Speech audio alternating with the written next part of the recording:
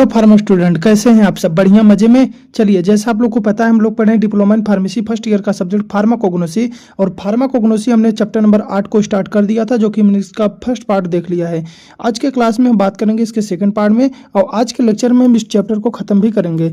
आज के लेक्चर में हमको बात करना है एरोमेटिक प्लांट के बारे में, साथ में नेशनल इकोनॉमी में क्या रोल होता है मेडिसिनल एंड एरोमेटिक प्लांट का, एंड दियर एक्सपोर्ट पोटेंशियल के बारे में बात करेंगे। बिना किसी देरी के चलिए हम चलते हैं अपने लेक्चर की तरफ। हमको देखिए आज बात करना है एरोमेटिक प्लांट। देखिए एरोमेटिक प्लांट क्या होते हैं, नाम से क्लियर हो रहा है। अरोमा, अरोमा का मतलब होता है खुशबू देने वाले, सुगंध देने वाले, यानी ऐसे प्लांट जिनको क्या देते हैं, जो हमको सुगंध दे देते हैं, जो हमको खुशबू प्रोवाइड करते हैं, ऐसे प्लांट को हम एरोमेटिक प्लांट कहते हैं। सरल शब्दों में ऐसे कह सकते हैं कि वे प्लांट जिनमें वोलेटाइल ऑयल्स पाए जाते हैं। वोलेटाइल ऑयल्स क्या होते हैं, इसेंशियल ऑयल्स क्या होते हैं, ऑलरेडी आपने पढ़ लिया है। ऐसे ऑयल्स, ऐसे कंपाउंड जो कि नॉर्मल रूम टेम्परेचर पे क्या हो जाते हैं, इवेपोरेट हो जाते हैं, मतलब भाप बन के उड़ने लगते हैं पौधों में से, और वही हमको खुशबू प्रोवाइड करते हैं। इसलिए कि जितने भी एरोमेटिक प्लांट होंगे, उन प्लांट में क्या मेनली मिलेगा, वोलेटाइल ऑयल्स मिलेंगे। यानी कहने का मतलब है उनमें एसेंशियल ऑयल पाया ही जाएगा, बिना एसेंशियल ऑयल के वो खुशबू प्रोवाइड नहीं करेंगे। क्लियर? तो देखिए इसका डिफिनेशन क्या कहता है।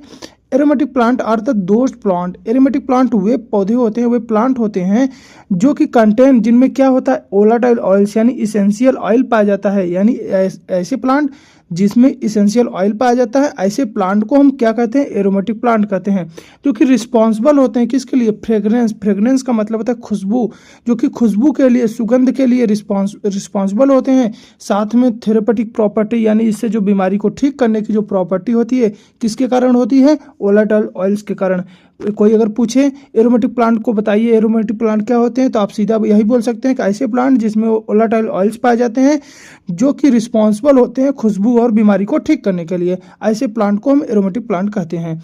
यानी ऐसे कहें, ऐसे पौधे जिनमें वोलेटाइल ऑयल्स पाए जाते हैं, जो सुगंध और औषधि गुण प्रदान करते हैं, ऐसे प्लांट को हम एरोमेटिक प्लांट कहते हैं। और एरोमेटिक प्लांट का उपयोग मुख्य रूप से किसके लिए किया जाता है, परफ्यूम के लिए। परफ्यूम आप सब लोग यूज करते होंगे, परफ्यूम के लिए, जो उसमें सुगंध निकल रहा है, जो उसमें जिसका फ्रेग्रेंस है, जिसका खुशबू है, उसमें क्या है, वोलेटाइल ऑयल्स होते हैं। कॉस्मेटिक पर्पज के लिए यूज होता है, फ्लेवरिंग के लिए यूज होता है, यानी फ्लेवर के लिए, साथ में मेडिसिनल पर्पज के लिए इस्तेमाल किया जाता है। आज बात करेंगे इसके पार्ट यूज, यानी एरोमेटिक प्लांट के कौन कौन से पार्ट हैं जो यूज किया जाता है। देखिए हर एक पार्ट यूज किया जाएगा, अलग अलग प्लांट का अलग अलग पार्ट यूज किया जाता है। देखिए एरोमेटिक प्लांट के विभिन्न पार्ट का उपयोग essential oil extraction and preparation में किया जाता है। यानी कहने की जो इसेंशियल ऑयल होते हैं, जो वोलेटाइल ऑयल्स होते हैं, उसको निकालने के लिए अलग अलग पार्ट का इस्तेमाल किया जाता है प्लांट का। देखिए जैसे बात करें तो लीव्स यूज किया जाता है। मिंट का मतलब होता है पुदीना, पुदीना का लीव्स यूज होता है। यूकेलिप्टस होता है, बासिल, इसका यूज किया जाता है लीफ का। क्लियर? यानी इन प्लांट का क्या यूज किया जाएगा, लीफ यूज किया जाएगा एसेंशियल ऑयल या वोलेटाइल ऑयल्स को निकालने के लिए। फ्लावर यूज किए जाते हैं कुछ प्लांट के, जैसे रोज, गुलाब हो गया, जैस्मीन हो गया, लेवेंडर हो गया। क्लियर? स्टेम, बार्क भी यूज किए जाते हैं, जैसे सिन्नामन हो गया। फ्रूट या सीड भी यूज किए जाते हैं, जैसे कार्डामन हो गया। फेनल, फेनल मतलब सौंफ होता है। रूट या राइजोम यूज कर सकते हैं, जैसे वेटिवेर या जिंजर, जिंजर मतलब अदरक होता है। तो इनका यूज करिए, यानी अलग अलग प्लांट का अलग अलग पार्ट यूज कर सकते हैं। हर प्लांट का पार्ट में ऑयल की क्वांटिटी और क्वालिटी क्या होती है, अलग अलग होती है। यानी ये प्लांट के जो पार्ट होते हैं, प्लांट के स्टेम हो गया, रूट हो गया, लीव्स हो गया, इसके जो पार्ट होते हैं, इन पार्ट में क्वांटिटी और क्वालिटी जो होती है एसेंशियल ऑयल या वोलेटाइल ऑयल्स की क्या होती है, अलग अलग होती है। इसलिए एक्सट्रैक्शन मेथड भी क्या किया जाता है, अलग अलग किया जाता है। यानी अलग अलग तरीके से उन एसेंशियल ऑयल को, उस वोलेटाइल ऑयल्स को निकाला जाता है। क्लियर? बात करेंगे एक्टिव कॉन्स्टिट्यूएंट की, यानी मेन एक्टिव कॉन्स्टिट्यूएंट कौन से पाए जाते हैं एरोमेटिक प्लांट में। तो एरोमेटिक प्लांट में मुख्य रूप से एसेंशियल ऑयल पाए जाते हैं। हमने बात किया है, सबसे पहले इसमें मुख्य रूप से क्या मिलेगा, एसेंशियल ऑयल पाया जाएगा। इसके अलावा कुछ रेजिन्स, टर्पिनॉइड्स एंड फ्लेविनाइड्स भी पाए जाते हैं। वोलेटाइल ऑयल्स की बात करें तो पिपरमेंट ऑयल हो सकता है, लेमन ग्रास ऑयल हो गया, यूकेलिप्टस ऑयल है। रेजिन की बात करें तो फ्रेन काइनेज, मायरा पाए जाते हैं। टर्पिनॉइड्स की बात करें, लिमोनिन में मेंथॉल पाए जाते हैं। फ्लेविनाइड्स की बात है तो कीमोमाइल पाए जाएंगे। ये एक्टिव कॉन्स्टिट्यूएंट प्लांट को मेडिसिनल और एरोमेटिक वैल्यू प्रदान करते हैं। जो भी ये एक्टिव कॉन्स्टिट्यूएंट है, ये क्या करते हैं, प्लांट को मेडिसिनल यानी बीमारी को ठीक करने वाली प्रॉपर्टी, साथ में एरोमेटिक वैल्यू यानी खुशबू देने वाली प्रॉपर्टी प्रदान करते हैं। क्लियर? हम बात करेंगे इसकी क्लासिफिकेशन की।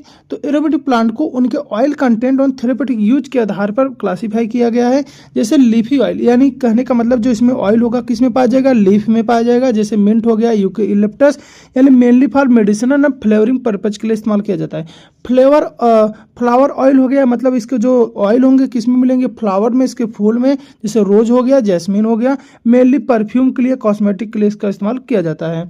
आगे बात करेंगे सीड ऑयल, यानी जो इसेंशियल ऑयल होंगे कहाँ पाए जाएंगे, सीड में पाए जाएंगे, जैसे फेनल हो गया, कार्डामोन हो गया। फ्लेवरिंग एंड डाइजेशन, फ्लेवरिंग के लिए, साथ में पाचन क्रिया को सुधारने के लिए इनका इस्तेमाल किया जाता है। रूट ऑयल, यानी जो इसके एसेंशियल ऑयल कहाँ पाए जाएंगे, रूट में पाए जाएंगे।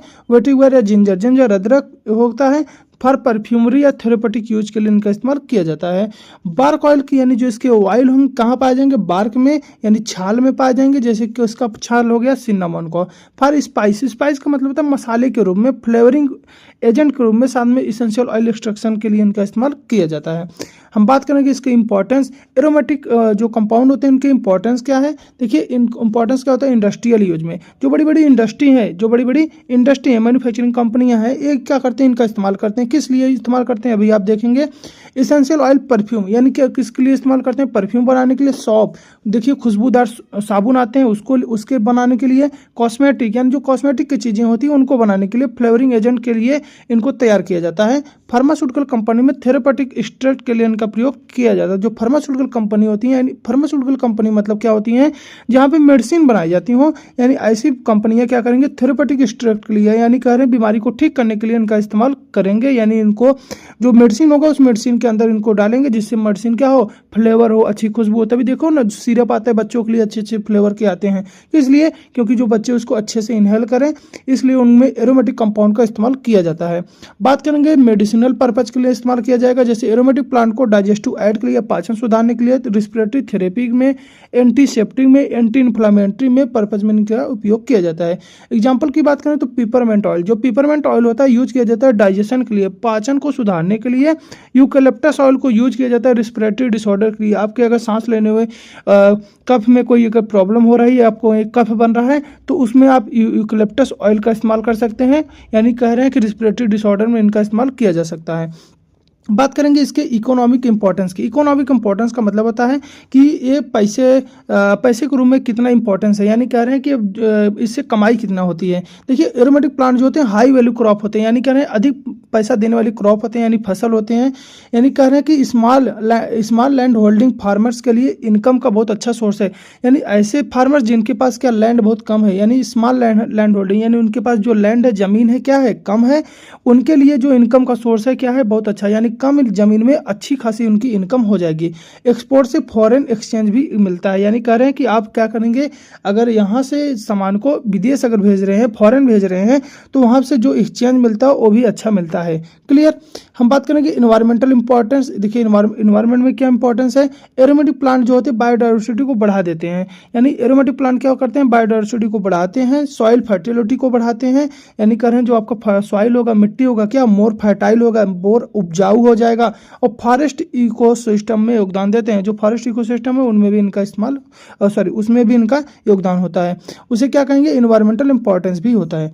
एग्जाम्पल आप सब इंपॉर्टेंट एरोमेटिक प्लांट की बात करें तो अभी हमने ऊपर भी बात कर लिया है, मिंट बात किया, रोज बात किया, लेमन ग्रास हो गया, लेवेंडर हो गया, यूकेलिप्टस हो गया, और वेटिवर हो गया, यानी जिसको खस बोलते हैं। क्लियर। तो देखिए इनका जैसे यूज किया जाता है अलग अलग चीज़ों के लिए, अभी ऊपर हमने बात भी किया है।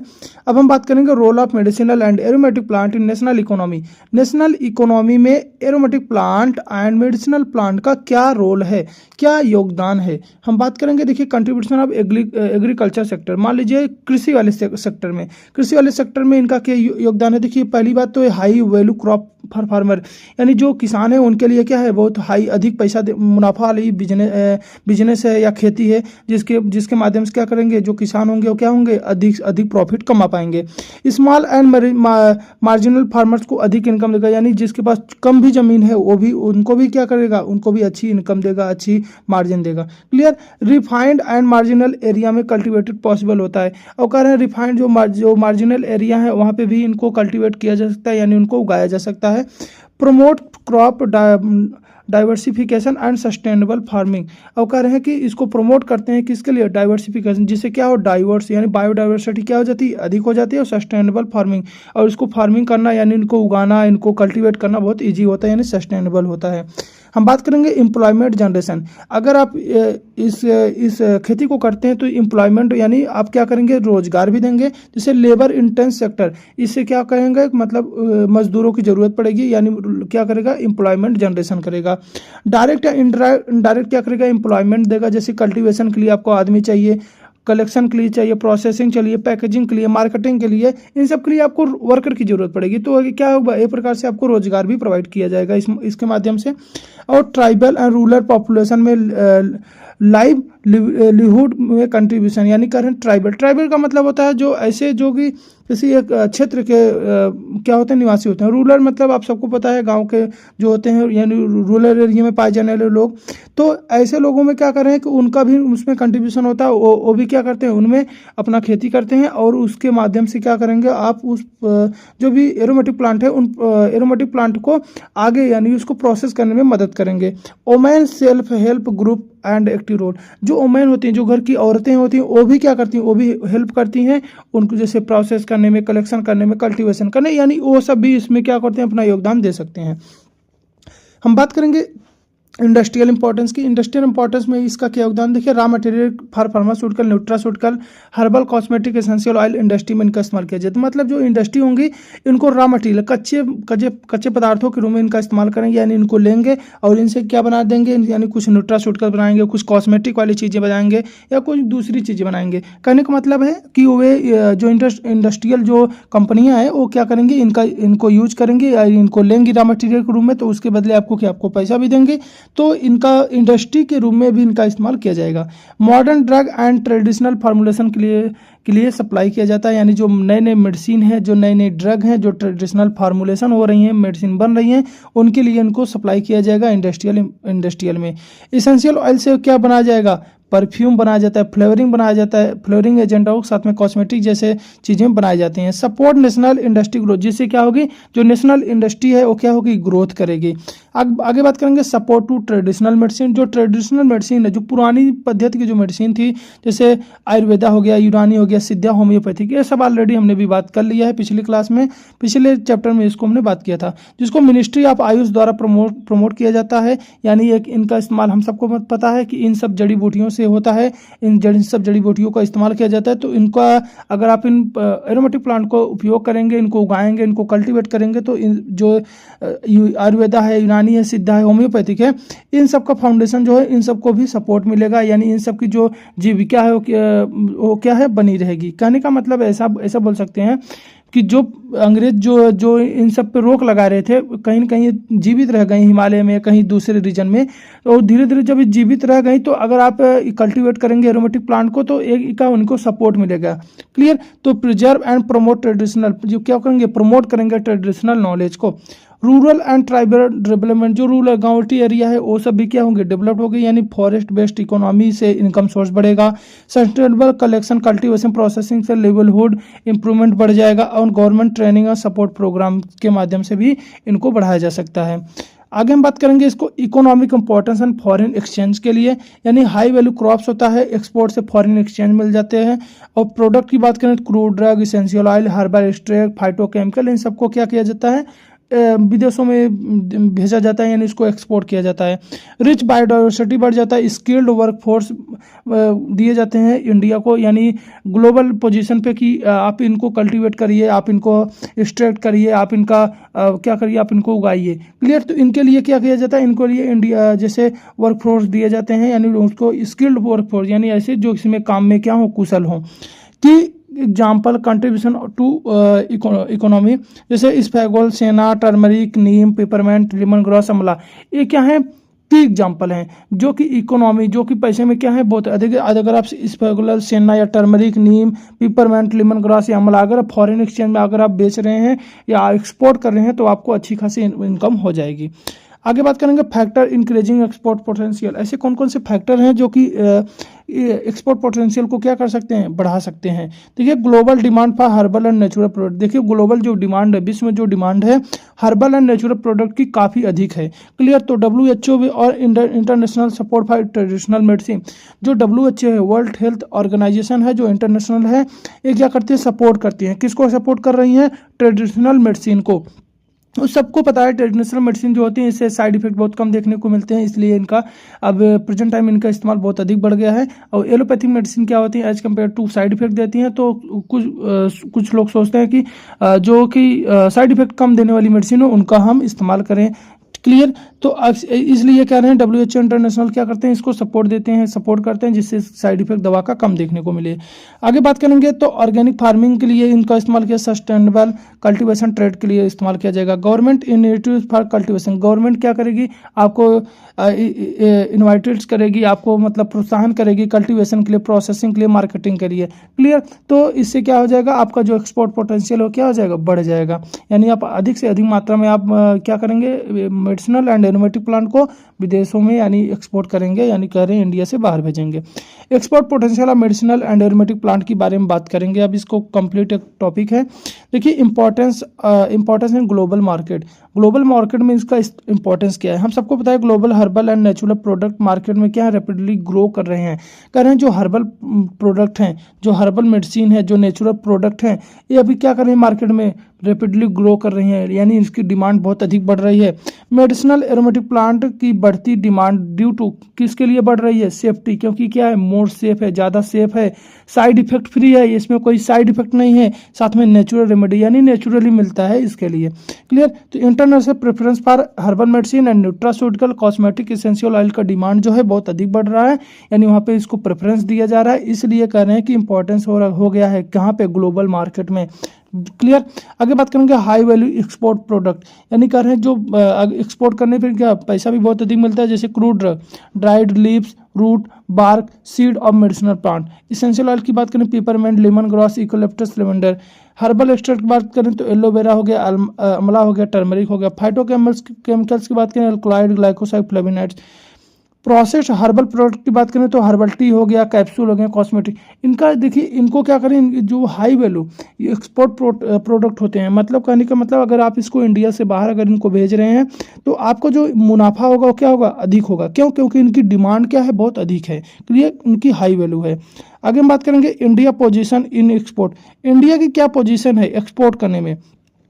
देखिए इंडिया की जो पोजीशन है, India is a leading exporter. India क्या है, लीडिंग, इंडिया लीड कर रहा है। लीडिंग का मतलब है इंडिया इसमें टॉप पे चल रहा है, किसमें, मेडिसिनल एंड एरोमेटिक प्लांट की एक्सपोर्ट में। ड्यू टू रिच बायोडाइवर्सिटी, इसलिए है क्योंकि इंडिया में क्या है, रिच बायोडाइवर्सिटी है। इंडिया में बायोडाइवर्सिटी बहुत अधिक है, यानी अलग अलग टाइप के यहाँ पे प्लांट मिलते हैं। ट्रेडिशनल नॉलेज भी अधिक है। और मेजर एक्सपोर्ट क्या है, डेस्टिनेशन, यानी मेजर जो एक्सपोर्ट डेस्टिनेशन यानी मेनली कहाँ पे एक्सपोर्ट होता है। देखिए एक्सपोर्ट करते हैं हम लोग USA को करते हैं, यूरोप को करते हैं, जापान को करते हैं, मिडिल ईस्ट को करते हैं। मिडिल ईस्ट में जो भी कंट्री आती हैं उनको करते हैं। इंडिया कंट्रीब्यूट्स अराउंड 15 से 20% of world medicinal and aromatic plant supply. India कम से कम 15 से 20% क्या करता है, वर्ल्ड में सप्लाई करता है मेडिसिनल एंड एरोमेटिक प्लांट को।